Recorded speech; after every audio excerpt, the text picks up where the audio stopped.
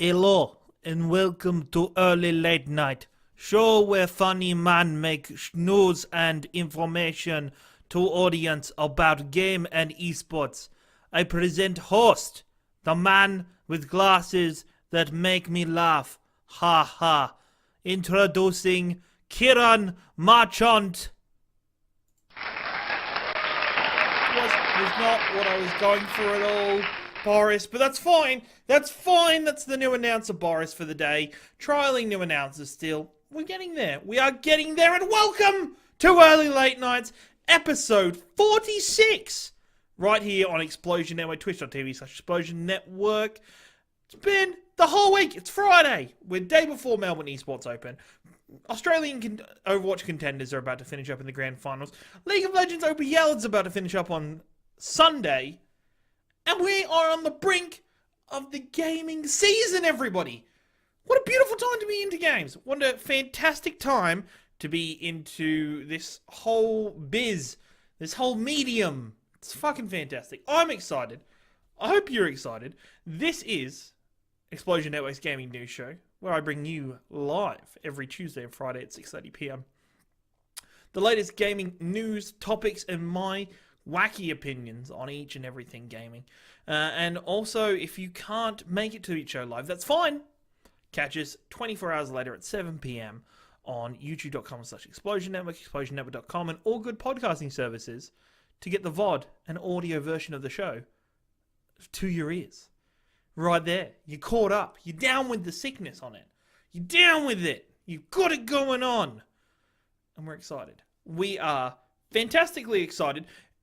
I spoke at the start of last episode, I spoke about the incident that happened in the Madden tournament in Jacksonville, Florida earlier in the week, and the devastation that it caused.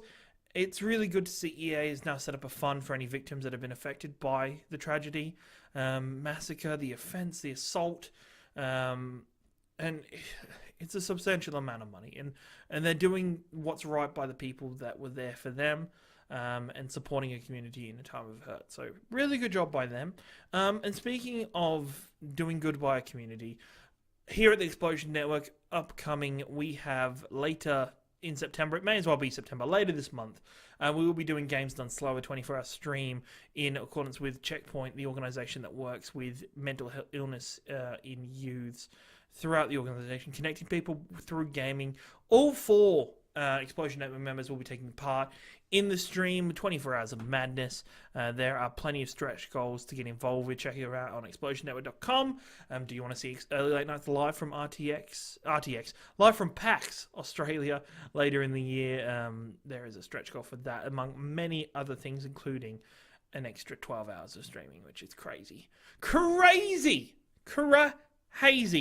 But that's where we're at. That's what we're excited for. And also, another bit of good news and a light from a story previously revealed and brought forward by Kotaku, and we spoke about on the show. Riot has finally come out and acknowledged the issues that have caused by its company's culture, with the quote-unquote rioters and its not great opportunities and equal opportunities, especially around genders in the organisation, and they've come forward and are meaning to make amends for that and start improving their organisation, which is a very respectable thing for them to do. It should never have got to this point in general, and it was disappointing to hear the story of a number of former Riot employees and current Riot employees, but hey, hopefully things get better. On tonight's show, we're going to be discussing all things Spider-Man and exactly what a couple puddles have done to a portion of the community. We're going to be talking about Bill Shorten's attempt to get involved with the younger members of the Australian public. Games for Gold is going to get stomped by PlayStation Plus. I'm going to be showing you the games as well as breaking down exactly what's going on here. And finally, for the tidbit of the show, Battlefield 5 got delayed today. It got delayed.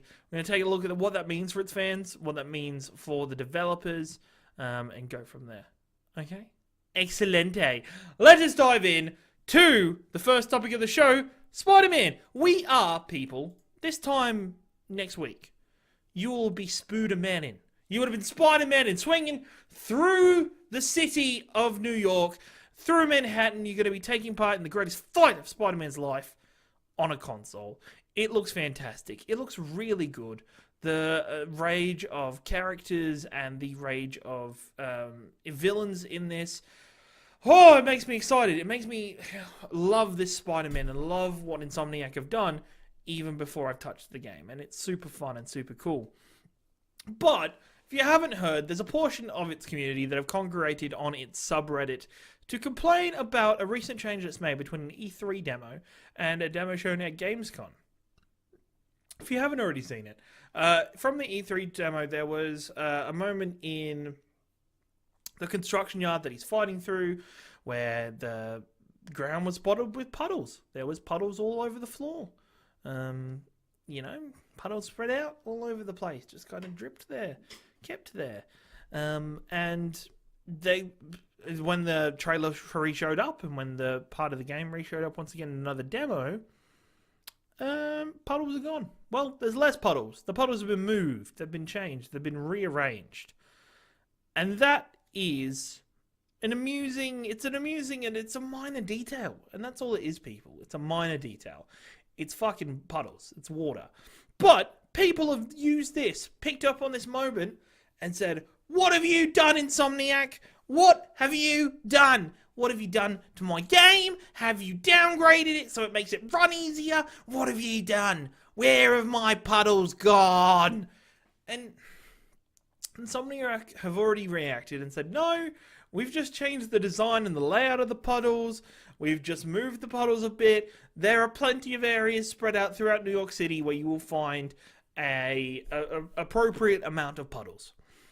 And the internet still won't accept this. They still won't accept this, and it's because of the internet, and you can't complain about the internet. And Lord Empire in chat has just said, which is Nick, #Puddlegate, have come out. It's the internet. It's waiting to get outraged. It's all the public's waiting for nowadays is fucking outrage. Outrage culture here, outrage culture there, blah, blah, blah. But you sit here and you look through it and it doesn't make that much sense. It doesn't. And look, this is similar to the outrage that happened for the Witcher 3 trailer and the Witcher 3 release demo that came out, because there were some graphical changes made to the Witcher 3 prior to its release that people were picking up on and going, "Wait, what's going on? Why are they changing? Why are you making it less sophisticated and pretty?" Which is like, The Witcher 3 is already a fantastic looking game. They had to make some changes. This is why, and this is part of the pressure of game development in today's society and in our community, because what are we doing? Like, the game devs are in this this balancing act of how do we show something that is good enough to represent what we want, but also how do we show it in a way that is not gonna, incur backlash? It's not gonna incur people's rage. And it's a bit improbable, and I don't think many people understand, or many people like to ignore the fact that games, when they're showed in E3, are generally not in a finished state. They're not in a playable state. They're just in this is so you get an idea of what we're working on. This is to get you a bit hyped, get you excited for what we're doing. And it's disappointing. It's disappointing that it's 2018 and it's still doing this.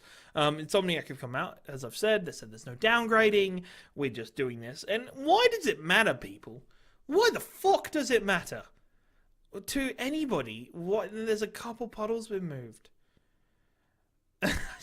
Dylan's just told me not to talk about the puddle idiots. It's a part of the gaming culture to be outraged and saddened by the news that, not saddened, but just disappointed by the news or by an image that has been changed since you first saw it. It's okay. It's completely fine. I'm massively excited for Spider-Man. I think it's going to be one of my favorite games of the year.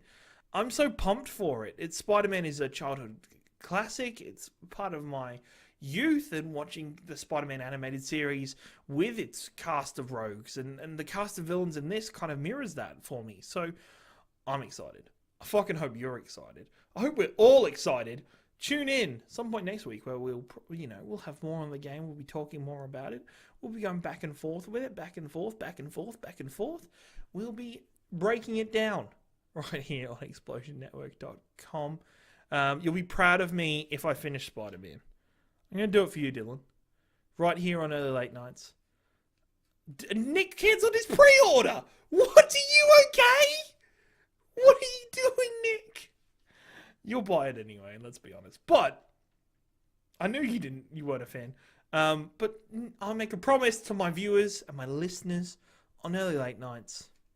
I will finish Spider-Man all the way through. Ooh, Ciaran just walked himself into another promise. Anyway, let's carry on. Let's move right on to this man. If you can't see the image because you're on the audio, it's probably a good thing because he's a terrifying beast. Terrifying. Terrifying. I'm talking about Bill Shorten, the Labour leader currently, the opposition leader, the man on the other side of the wall. What are we doing? What is he doing? He's currently on his tour, trying to increase his political stance for the upcoming elections, while our government is playing with fucking Lego bricks and just all over the shop. 2016, too much water. 2018, not enough water. True that. He's currently in Perth on a tour trying to drum up more votes and speak to people. And this man thought, I need to connect with my younger members, younger public members who can vote. I'm going to play video game, so video game makes me look young and, connectable with them. So, old Billy Shorten sat down in front of a Nintendo Mini SNES and went, I play Mario Kart. Playing some Mario Kart, and it's part of the press release. He's playing Mario Kart. What some audience members and viewers quickly saw, he was playing by himself. There was no CPU on the track. He was playing by himself, so it looked like he was first. And fucking hell, this is just the amount of times people are trying to use video games nowadays to make themselves seem, connectable or more open to their younger audience-based fans is fucking outrageous sometimes. There is a whole string of just wacky people trying to use Fortnite, trying to use freaking Mario Kart. Part of the fun of Mario Kart, people, is getting destroyed by random CPUs and friends with red shells and blue shells, and all you're getting is coins and banana peels and a couple green shells because you're number one. And you know you're number one, and you know which friends I'm talking to, because I am the Explosion Network's Open Invitational Mario Kart champion. I know what it's like to be a winner. I know what it's like, Bill Shorten, to face down all comers, to stand for justice and peace. I should run for Prime Minister. What? I can't? Why not? Apparently, because I'm English, I can't run. Didn't Barnaby Joyce? Anyway, no, none of this. And I'm not a cheater, Stacey. Not a cheater at all. But it's interesting to see how games are now being used as a medium to connect with younger members of the public, because it's such a large medium. And it's interesting to see that while governments are not treating, the gaming industry, esports, as a potential market and a proper industry, not funding any benefits towards game development, not supporting esports. The Victorian government already has stepped up and put on the Melbourne Esports Open. They're already putting money too, and I do care if Billy don't believe in CPU. You know what? Let's just scrap the lot. Scrap the lot. I didn't want this to be too political, but scrap the lot. We'll get in a new group of people. We'll see if we can borrow Canada's government and bring them in. Okay? Cool. But It's a new medium, but the government needs to start supporting gaming development in both as an industry and in its esports and the tourism it could bring to Australia. The more it starts looking into that, the more people that start acknowledging its existence, then you can connect with your audience. You can't just pick up a mini oh god, I'm stuck. ES and just start playing Mario Kart on your own without any CPU and expect gamers not to notice. They didn't notice at all, did they? Fucking idiots. Anyway, what do you think? Did you see the image? What do you think about gaming media? Don't shame someone. Don't shame me for all you want. If I don't play Overwatch correctly, please tell me. Please tell me. I don't try and use Overwatch to bolster myself. I don't pretend to play games. Fucking everybody knows that I don't play games except for Overwatch. Rainbow Six Siege, I've started. I've been playing games lately. Spiderman, God of War at some point. It's all been fun. It's all been excellent. Anyway, let's move on before these clowns in my chat will keep going at it. If you want to be a clown in my chat or a penguin, come join in twitch.tv/explosion network when we're live. Yell at me and make me a puddle of fucking mess. And I'll stay a puddle. I won't change or get smaller. Anyway, PS Plus, Games for Gold. It is a battle for the ages and PlayStation just went fucking bang!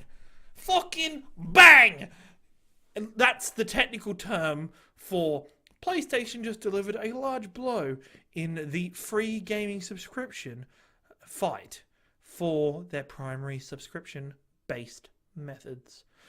This month, you can get, as part of your PlayStation Plus, you can get Destiny 2 as well as God of War 3, the remastered edition. Fucking hell, what a massive set of games for the month. Xbox, you better be ready, Xbox, you better be ready. We've got Prison Architect, we have Live Look, and we can throw in a Lego Star Wars 3. Oh god! Why, Microsoft? Why? Sometimes they do make it incredibly hard to be a Microsoft fan. Sometimes, as an Xbox fan, make it fucking hard on me. But to see, with the coming of the Destiny 2 DLC Forsaken, Destiny 2's just increased their audience base tenfold. You now have a whole base game to explore and go through, and 2 DLC packs to eventually invest in if you choose to, later down the track. Nick is crying because he just, he bought like 10 copies of Destiny 2 because he loved the game so much. And now he's got an 11th one. Fucking great. Prison Architect is not better than Destiny 2 for value. But I have an opinion on this that I think Microsoft is not going to put as much focus on Games for Gold anymore. They're going to be quite happy with popping these little kind of tiny gems on Games for Gold, but continue to keep Xbox Games Pass as its premier subscription base for if you want to play, if you want the top tier games. That is something that PlayStation doesn't have at the moment. For the price of $10 a month, for $10 a month, you get access to a large library of games. You get access to all brand new Xbox exclusive games. You get a whole range of stuff for that extra $10. And you're telling me, yeah, it's like I'm already paying like $80 for the year for Xbox Gold. And that's completely fine. Completely understand that money is not well spent there. But PlayStation has fucking smashed this. But I don't think it's a terrible thing for Xbox. I just think Xbox are moving towards something different. I feel like in the coming months, we're going to get a subscription-based thing that is both Xbox Games Pass as well as Xbox Live for a cheaper price together. That will give you you probably won't get Games for Gold anymore, but you'll just get access to Games Pass. You'll just get access to that whole library of games that they continue to add and include and upgrade regularly. Whereas PlayStation will either go towards that eventually or stick with PS Plus and continue to put out the higher AAA titles onto PS Plus. And I like that the two companies, well, Xbox especially, is making a change, is moving in a different direction to the direction that they were moving at, because at the moment they're both pretty similar with PlayStation, and PlayStation has the edge. Microsoft needs to do something different to include their market base, to improve their stance in the gaming world, and I think these are the right steps, even though these, they're getting fucking destroyed, they're getting slaughtered by game quality right now. For this month, for September especially, make sure you go download both those games on PlayStation. Go try out Destiny. It's a good game. I hope it has endgame content now. But I think the two worlds are looking and they're shifting their focus now. Xbox and PlayStation both shifting their focus. Exactly. Like, they're not going to put money into Games for Gold anymore. They're just going to put it into Games Pass. And we're going to get to that point where Games for Gold doesn't exist and Games Pass is just is part of this subscription. And the subscription probably will go up to shift that. But that'll be a change I hope and I think we'll see coming into the future. So if you're an Xbox fan like me, don't break down. Don't look at this as we're getting fucked. Look at it as Microsoft is taking a different approach with this. And I honestly urge you, if you do have your Xbox, if you do have a Xbox, and there's some games in Games Pass that you want to try, there's some excellent backwards compatibility games you can download. It's $10. It's fuck all. You can probably get a month for free. Try it out, play what you want, and then keep going with it if you want to. But, it's a fantastic thing. It's a fantastic deal. $10 for like a fucking billion games. Moving on to the tidbit of the show. Battlefield 5. Battlefield 5. DICE, EA's hope of rising from the ashes that have been Battlefront 2, rising from the ashes that have been loot boxes, rising to a new place, a new, stronger, more majestic place for everybody that is historically accurate and perfect in every way. But Battlefield 5 got delayed. Battlefield got delayed in the last 24 hours. It will now be releasing a month later, November 20th. That is 3 days before Black Friday. It's no longer going to be competing with Call of Duty directly for sales and the time. It's also no longer going to be competing directly with Red Dead Redemption. That is coming out later in the week, in October. And it's the original. I want to call it an excuse because it feels like it's an excuse. The original idea or the original reasoning behind this move was so that the developers could continue putting final touches on the single-player gameplay for Battlefield 5, because there has been ongoing betas and alphas and closed betas and closed open betas and beta betas. Early access for beta is coming out in the next week. For the final beta before the game's release. But bullshit. But for me, when looking at this, the multiplayer, I still think there's still a bit of testing they need to do. But yeah, I'm calling bullshit as well on this. When you look at this game and you look at what it was up against, Call of Duty, Black Ops 10, and Red Dead Redemption 2, Battlefield loses that fight. Battlefield, I think, loses that fight pretty handily. And so I think they've done the smart thing by moving it. I think they could have come out and just been like, hey, we're moving this so you get a better chance at playing the game. If they were honest, I kind of would have appreciated that. But it puts themselves in a bit more of an open space. They get more room to maneuver. Hey, they get to polish the game a bit more. A bit more polish doesn't hurt anybody. It improves a lot of things in its market. And it's interesting nowadays that, and I mentioned this before Red Dead Redemption, God, I can't talk tonight, everybody. Because Red Dead Redemption 2 no longer features, where was I going? That's where I was going. When Red Dead Redemption 2's announcement date was released, I immediately noted, okay, everything else is now okay to start announcing release dates. You're good. You can start saying, I'm going to release here so I can avoid that shit. I can go earlier, I can go later. So I'm always confused. It was the same as a couple years ago when Rise of the Tomb Raider was originally released, and Square Enix and Xbox set it up to die against Fallout 4.